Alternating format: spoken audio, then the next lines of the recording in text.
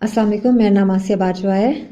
आज की वीडियो में मैं आपको बताऊंगी साक्षी आर्ट के बारे में, उसके प्रोज एंड कॉन्स के बारे में और मेरा अभी तक का एक्सपीरियंस कैसा रहा है और स्पेशली सेल के बाद क्या होता है ये मैं आपको डिटेल से बताऊंगी। तो लेट्स स्टार्ट इट। अच्छा, साक्षी आर्ट एक्चुअली बहुत ही प्रोफेशनल साइट है, सेलिंग साइट। मेरी उम्मीद से ये ज़्यादा प्रोफेशनल है। आई मीन वो बहुत ज़्यादा एफर्ट करते हैं कि आपका प्रोडक्ट जो है वो राइट लोगों तक पहुंच जाए और जिन लोगों को वो सूट करता है उन तक पहुंचे और वो देखें और वो खरीदें। तो वो खुद बहुत एफर्ट ऐड करते हैं बीच में, which is a good thing. अब ये है कि साक्षी आर्ट पे जो भी उन्होंने डिटेल दी हुई है टैग्स की, उसको आप एक दफ़ा पढ़ ज़रूर लें। उससे मुझे बहुत कुछ पता चला है और मुझे टैग्स वगैरह उसमें डालने में बहुत आसानी होती है। तो आई एम श्योर कि आप लोगों को भी काफ़ी उससे हेल्प मिलेगी। अब साक्षी आर्ट पे होता ये है कि जब आपकी कोई सेल होती है तो आपको एक ईमेल आ जाती है और वो आपसे कहते हैं कंग्रेचुलेशंस ऑन योर सेल, और उस ईमेल के अंदर एक लिंक होता है जिसको आपने 24 घंटे के अंदर अंदर क्लिक करना होता है। और उस लिंक को क्लिक करने के बाद आपने पिकअप की डेट सेट करनी होती है कि किस दिन आपके घर से DHL वाले पिक करने के लिए आए या फेडेक्स, जिसको भी वो अपॉइंट करेंगे। अगर आपने किसी आर्ट गैलरी को अपना काम दिया हुआ है तो मेक श्योर कि आप उसमें कांटेक्ट करके उनसे अपना काम वापस ले आएं और उसके बाद आप उस लिंक को क्लिक करें। क्योंकि अगर आप लिंक को क्लिक करके पिकअप का टाइम डिसाइड कर लेते हैं एक दफ़ा, तो फिर वो बायर से पैसे ले लेते हैं, सारा कुछ बुक हो जाता है, आपके डॉक्यूमेंट तैयार हो जाते हैं। तो उनको बहुत बॉदरेशन होती है अगर आप बाद में उन्हें बताएं कि ये काम अवेलेबल नहीं है, ये कहीं और बिक गया है या ये अवेलेबल ही नहीं है और मैं नहीं सेल करना चाहता।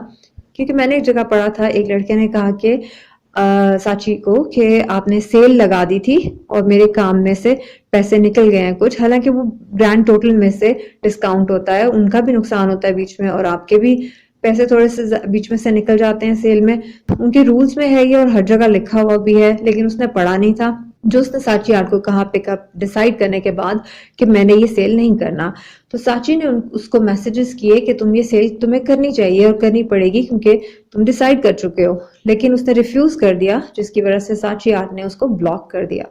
तो मैं आपको ये कहना चाह रही हूँ कि सेल का पिकअप का टाइम डिसाइड करने से पहले मेक श्योर कि आपके पास वो प्रोडक्ट है। अदरवाइज आप साची आर्ट को डिटेल से लिख दें कि क्यों आप वो नहीं सेल कर सकते। अब मैंने जब पिकअप के टाइम के लिए क्लिक किया तो लिखा हुआ आ रहा था कि 3 दिन के अंदर अंदर अवेलेबल नहीं है पिकअप, उसके बाद की जो भी डेट डिसाइड करनी है आप कर लें। तो मैंने चौथा दिन डिसाइड कर लिया और मैंने उसको क्लिक कर दिया। उसके बाद उनकी ईमेल आई कि 4 चीज़ें आपकी पैकिंग में लाजमी होनी चाहिए। एक ग्लेजियन शीट होती है, एक आई डोंट नो मैं सही प्रोनाउंस कर रही हूँ या नहीं, लेकिन एक पतली सी शीट होती है वाइट कलर की, स्लिपरी शीट होती है। आपने अक्सर शर्ट्स में आती है वो पैक हुई हुई, या और भी कई चीज़ों में फैब्रिक में स्पेशली कवर करने के लिए यूज़ की जाती है वो। तो वो शीट लाजमी थी। वो मुझे थोड़े से टाइम लगा ढूंढने में, डिफिकल्ट लगा, लेकिन मिल गई थी। मुझे रोल नहीं मिला उसका, मगर वो शीट्स की फॉर्म में मिल गई थी। It was not very expensive, I think 500 की काफ़ी सारी शीट्स हैं वो। मुझे नहीं पता कि नहीं, सॉरी 300 की शायद 500 शीट्स हैं, इसी तरह से कुछ है। वो मैंने ले ली। उसके बाद मैंने पैकिंग मटेरियल के लिए उसके ऊपर था कि साची पे उन्होंने लिखा हुआ है कि कोट करना है पूरा, एक पैकिंग मटेरियल की शीट ऊपर भी हो और नीचे भी हो आपके आर्ट वर्क के। तो वो भी मैंने ले ली। वो भी बहुत अच्छी सस्ती सी मिल गई थी, मेरे ख्याल से 100 में 2 मिल गई थी शीट्स। उसके बाद उन्होंने कहा था कि अच्छी तरह प्लास्टिक में भी लपेटना है, फिर बबल रैपर लपेटना है, टाइट करके उसको बंद करना है और टेप को भी ऐसे रस्सी की तरह मैंने उसके ऊपर लपेट दिया, बार बार फोल्ड करके, ताकि वो खुले ना और हिले ना, और अच्छी पैकिंग हो गई थी। और एजेस को उन्होंने कहा था कि स्पेशली कवर करना है, तो मैंने एजेस को पहले भी कवर किया और आखिर में भी मैंने एक गत्ते के कॉर्नर्स बना के उससे एजेस को कवर कर लिया था। फिर मैंने जितने भी लेबल्स थे जो साची आर्ट ने मुझे कहा था कि डैशबोर्ड से डाउनलोड कर लें, उन्होंने बताया था कि किस चीज़ के कितने प्रिंट्स लेने हैं और कितनी कॉपीज़ देनी है कोरियर वालों को और कितनी कॉपीज़ अंदर डालनी है, सब कुछ डिटेल से उन्होंने लिखा हुआ था डैशबोर्ड पे। मैंने उसके प्रिंट्स ले लिए। जो सर्टिफिकेट ऑफ ऑथेंटिसिटी है, उसका मतलब ये होता है कि जो प्रोडक्ट आप सेल कर रहे हैं वो ऑथेंटिक है, वो किसी की कॉपी नहीं है और आपने किसी के कॉपीराइट्स वायलेट नहीं किए हुए, किसी की नकल बिल्कुल नहीं की हुई, वो आपकी अपनी ओरिजिनल चीज़ है। तो उसका मैंने प्रिंट ले लिया था एक हार्ड पेपर पे और उसको भी मैंने साइन कर लिया था। सारी फॉर्म्स फिल मैंने कंप्यूटर पे ही कर लिए थे और उसके बाद मैंने प्रिंट्स ले लिए थे। सिर्फ सिग्नेचर्स मैंने हाथ से आखिर में किए थे। तो ये सारी जो चीज़ें हैं, ये बड़े अच्छे सारे डॉक्यूमेंट्स आपको मिल जाते हैं। इस पे उन्होंने जो उसकी कमर्शियल इनवॉइस है वो भी बनाई हुई थी। उस पे लिखा हुआ था कि इसके सारे टैक्सेस पे हो चुके हुए हैं और लिखा हुआ था कि ये इंश्योरेंस हो चुकी हुई है इस प्रोडक्ट की। तो आपको किसी भी चीज़ की बॉदरेशन करने की ज़रूरत नहीं पड़ती उसमें। और साक्षी आर्ट की सेपरेटली ईमेल आई थी जिसमें उन्होंने कहा था कि आपने कोई भी एडिशनल चीज़ वो मांगे या कुछ भी कहें तो आप उनसे कहना कि मेन जो कंपनी है उससे राब्ता कर लें। तो मेन कंपनी से राब्ता करने के लिए उन्होंने कंपनी का नाम भी लिखा हुआ था जिसको उन्होंने आउटसोर्स किया हुआ है शिपमेंट के मामले में। उन्होंने कहा था कि आप उसी से कांटेक्ट करने के लिए उनको कह देना और कोई एडिशनल चीज़ देने की ज़रूरत नहीं है। तो जब मैंने पैक कर लिया तो उसके बाद DHL वाले आए। उन्होंने सुबह ही कॉल कर दी थी कि हम आज आएंगे और फिर वो लोग शाम को आए और उन्होंने लेके जाते वक्त कहा कि इस पे वुड में पैक है तो वुड के ऊपर स्टैंप नहीं लगी हुई। तो मैंने उनसे कहा था मुझे जितना उन्होंने कहा है उतना हमने कर दिया है और बाकी आप कंपनी से ही कांटेक्ट कर लें, हम लोग रिस्पॉन्सिबल नहीं है एडिशनल कुछ करने के। तो वो लोग ले गए थे पार्सल को। वो काफ़ी लेट गया, एयरपोर्ट पे काफ़ी देर वो डिले रहा। आई डोंट नो रीज़न क्या था, हो सकता है कोविड की वजह से दूसरी साइड पे रश हो तब भी पार्सल्स को रोक दिया जाता है, या फिर हो सकता है वो स्टैंप्स ना लगने की वजह से लेट गया हो, लेकिन काफ़ी दिन लगे उसको जाने में। अब जब वो चला गया तो उसके बाद 7 डेज़ के अंदर होता है कि 7 डेज़ के बाद आपको पेमेंट रिलीज़ होगी और बायर के पास ये ऑप्शन होती है कि वो 7 दिनों के अंदर अंदर बता दे कि उसको वो चीज़ रिटर्न करनी है या रखनी है। अब अगर बायर कहता है कि मैंने रिटर्न करनी है तो वो 30 डेज़ के अंदर रिटर्न कर सकता है उसको। तो unfortunately in my case buyer ने कहा कि मैंने रिटर्न करनी है बिकॉज बायर का ख्याल था कि वो वाइट पेंटिंग है, मगर उसके ऊपर कुछ भी नहीं लगा हुआ है सच, लेकिन उसके ऊपर तो काफ़ी कुछ लगा हुआ था। स्पेशली एक पैच जिसके ऊपर कोई टेक्स्ट लिखा हुआ था, वो बायर को पता नहीं था खरीदते वक्त उस पर लगा हुआ है। उनको बिल्कुल मिनिमल टाइप की चीज़ चाहिए थी।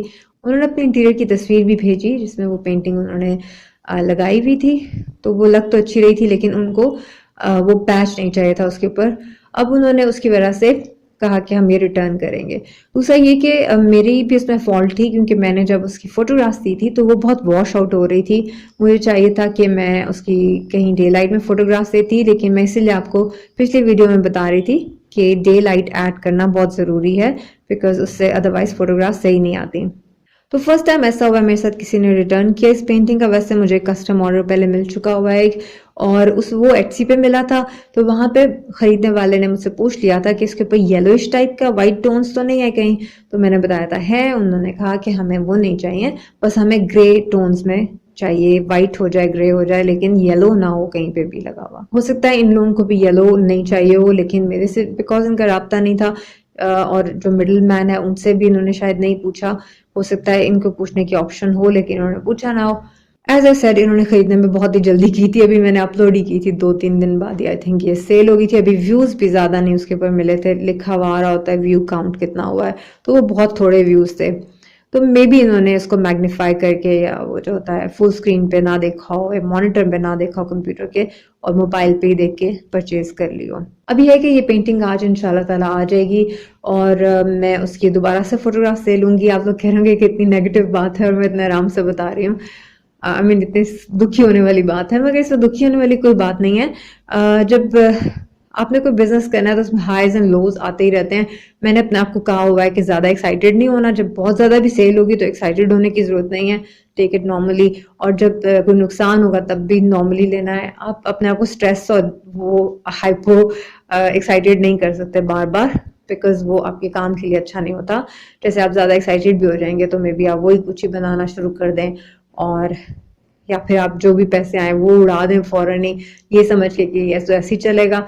और जब आपका नुकसान हो तो आप डिप्रेस्ड हो जाएं और आप सोचें कि इस तरह ही चलता रहेगा अब तो वो ठीक नहीं रहता काम के लिए। इसी को प्रोफेशनलिज्म कहते हैं। अगर आप देखें तो बहुत सारे लोग जो प्रोफेशनली काम करने वाले लोग हैं उनको प्रेफर करते हैं, उनसे खरीदने को प्रेफर करते हैं, उनके साथ काम करने को प्रेफर करते हैं। उसकी वजह यही होती है कि उनको आइडिया होता है कि ये सब चीज़ों में नॉर्मली डील कर लेगा, हर चीज़ को हैंडल कर लेगा।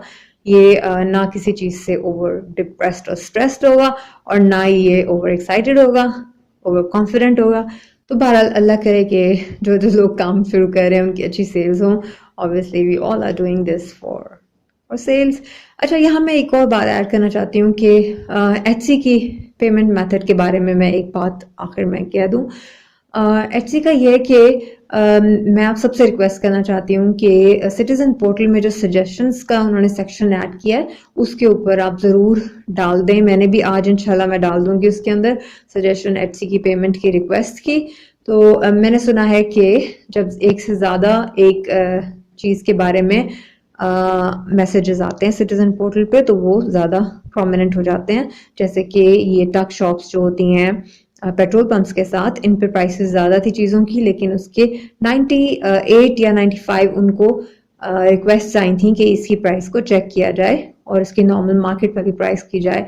तो उन्होंने उसको कर दिया और वहाँ पे अब लिखा हुआ भी होता है कि इस टेलीफोन नंबर पे रब्ता करें अगर प्राइसेस ज़्यादा हैं तो मुझे पता चला था कि वो 95 उनको रिक्वेस्ट आई थी और वो एक पॉपुलर रिक्वेस्ट थी, तो इसलिए उन्होंने उस पर एक्शन लिया था फटाफट। तो अगर हम भी रिक्वेस्ट कर लें एचसी की पेमेंट की तो उसमें कोई हर्ज नहीं है।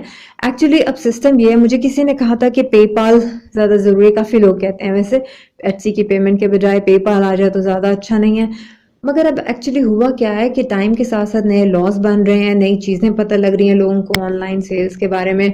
तो मैंने नोटिस किया है कि बहुत सारी साइट्स अब अपना ही आउटसोर्स करके किसी को और पेमेंट के मेथड्स बना रही हैं और उसी को वो प्रेफर भी कर रही हैं। इसीलिए थोड़ा सा पेपाल आउटडेटेड हो सकता है, या ना भी हो पेपाल भी आ जाए, लेकिन एचसी की पेमेंट ऐसा ना हो कि मिस हो जाए, क्योंकि वो फिर भी उसी को प्रेफर करेंगे।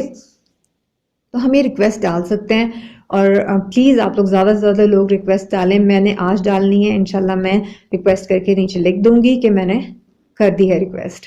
देखते हैं कितने लोग रिक्वेस्ट करते हैं। I hope we can do it.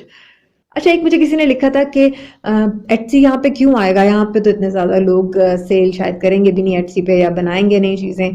तो अभी वो अवेलेबल ही नहीं है इसकी पेमेंट मेथड, तो इसलिए शायद अभी लोग ज़्यादा नहीं बना रहे। लेकिन अगर वो एक दफ़ा आ जाएगा तो वो खुद भी तो प्रमोट करते हैं ना अपनी साइट को। तो उसके एड्स वगैरह आएंगे न्यूज़पेपर में, उसकी आएंगी चीज़ें टीवी पे भी या जिधर भी एटसी का जिक्र आएगा, तो फिर लोगों को पता चल जाएगा और लोग बनाएंगे चीज़ें और लगाएंगे एटसी पे। क्यों नहीं लगाएंगे? ये तो एक साइड इनकम हो जाती है। आपके घर में किसी ना किसी को कुछ ना कुछ तो बनाना आता ही होगा, तो वो बना के एटसी पे अपलोड कर सकता है। ठीक है, आपने प्रोफेशनली काम करना है तो उस पर एक्स्ट्रा एफर्ट तो लगती है, काफ़ी लगती है, थोड़ी नहीं लगती।